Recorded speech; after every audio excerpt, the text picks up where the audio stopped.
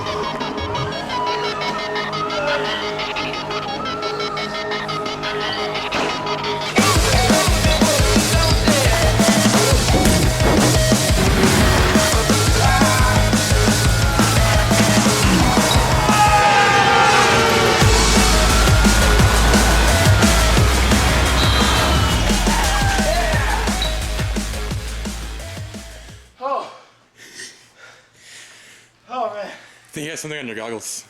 It's a lot harder than it looked. Were you keeping track of time? Yeah. I think you made it. I think you made it. Pretty sure I did. My God. That was awesome. Please take the proper safety precautions when using your airsoft guns. Always wear eye protection when firing your guns. Airsoft is fun, but it's not worth losing an eye. What's up, GITV? My name is Tim. Giving myself a little time between the run and now so that I can catch my breath so you can actually understand me while I'm explaining what I got and why I got it. If you're not familiar as to why I did this run through the warehouse, let me explain. I had 3 minutes to grab as much MILSIM stuff, gear, guns, everything included, for a MILSIM game. 3 minutes to run through the warehouse and grab everything that I could. Just imagine if you had 3 minutes to run through the GI warehouse. God, that would be awesome.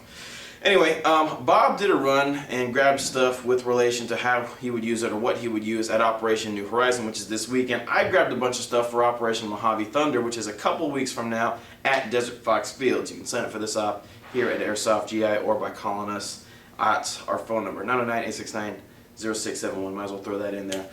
I got a lot of stuff to go over, so I'm going to try to go over it as quickly as possible so you guys don't get bored. Now, similar to what Bob did, he has never been a support gunner at a MILSIM game. I have never been a sniper before in a MILSIM operation, so I went with the sniper rifle setup. Now, this gun that I chose is the Airsoft GI G98 Advanced.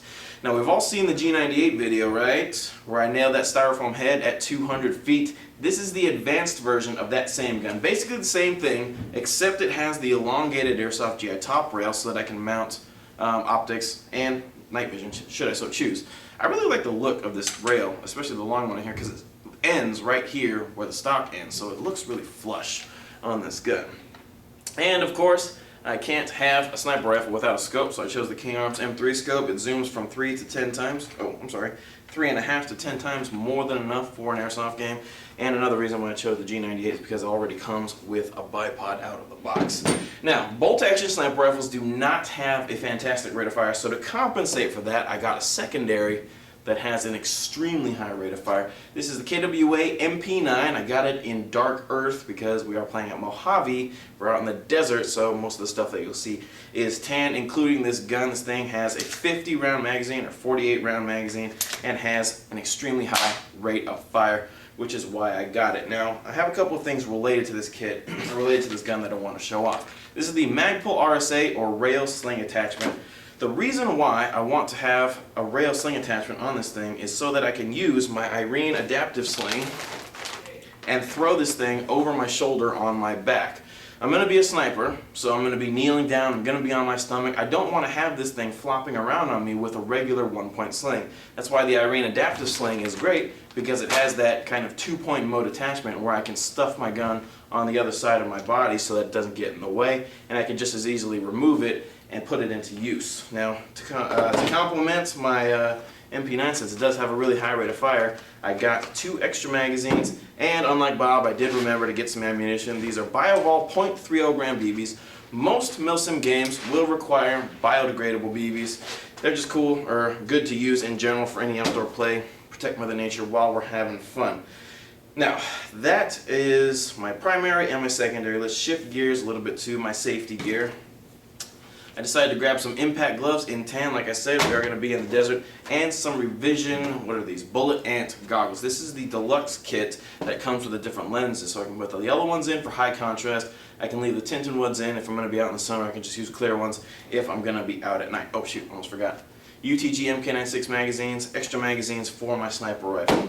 Now, as far as my loadout goes, since I'm going to be a sniper rifle, I'm going to be on my stomach a lot, or I'm going to be kneeling, so I don't want to have a rig or I don't want to have any gear on my stomach. It's going to be very uncomfortable for me to lay for long periods of time. So what I've done is I've got a rigger's belt set up, a WeTech rigger's belt right here, and what I'm going to do is I'm going to put my entire loadout on my legs or on my rear quarters or on the back of my body. So what I've got here are 2 leg rigs, both by Spectre in coyote color. This is the Spectre M4 magazine drop leg that I'm going to have on my right side, and this is a Spectre Tactical Molly platform that I'm going to have on my left side. Now, it's very important where I put these because these are M4 mag pouches. Obviously, I don't have any M4s. These are for my sniper rifle magazines and for my KWA M4 style speed loader.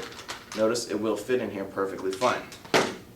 I want to have my sniper stuff and my reloading stuff on the right side of my body because I figure if I'm going to be sniping, hopefully I'm not going to be under siege. I'm going to be far enough away from the action that I won't really have to make very quick decisions. So while I'm sniping, if I need to reload, I can pull my shooting hand off of my gun and grab a new magazine or grab my speed loader should I need to. The left side of my body is going to have this Molly rig on here where I'm going to attach my Pantac Molly magazines. Now, these magazine pouches are actually made for a UMP, but I'm going to use them for my MP9 magazines. These are going to be on the left side of my body because I figure if I have to pull this baby out, that means somebody's shooting at me and I got to act fast. So I want my reloading hand to be free so that I can keep my trigger finger on the trigger as much as possible. So that's why I want to have my MP9 mags on the left, sniper mags on the right. Obviously, I'm going to need a dump pouch because I don't want to lose any of my stuff. I figure I'm just going to run this directly onto my rigger's belt, and with any outdoor operation I am going to need hydration. So I have a Molly hydration backpack with pockets so that I can have extra ammo and stuff like that. Now there's one more piece of my rig that I'm not really sure if I'm going to use. This is the VFC Ranger body armor. Now this doesn't really go with anything else that I bought. Well, actually I didn't buy it. Anything else that I got on my run. The only reason I figure I might or might not use this is because I am not a very patient person. So if I have to sit for numerous minutes at a time without coming across any action, I'm most likely going to ditch my rifle, pick up my MP9, and go hunt somebody down. So if that's the case, and my sniper rifle roll turns into a go-get-'em roll, I might want some body armor to protect myself. But I'm pretty sure that snipers don't wear anything like this. I'm just thinking ahead, knowing me, and knowing how bored I might get if I don't get to shoot anybody with my G98 Advance. So that's why I have that there. It's more of a precaution. May or may not use that in the game. I guess technically I can't use any of this in the game because I haven't bought it yet, and I certainly am not going to. If I took it all home, I probably wouldn't get paid for a little while. That would suck. So, yeah, that was my run, 3 minutes through the warehouse. It was a lot of fun. I'm really glad Bob got to do a run too. Maybe we'll do some more in the future. Just imagine what you would do with 3 minutes in the Airsoft GI warehouse. Go ahead, make a list, put them in the comments below. We'd love to see it. If you've ever wondered what type of gear I use or what type of gun I like to play with, you should really check out the Tim's Recommendations section on the website. In this section, you'll find hand-picked products that I put in there that I currently own or products that I wish that I had.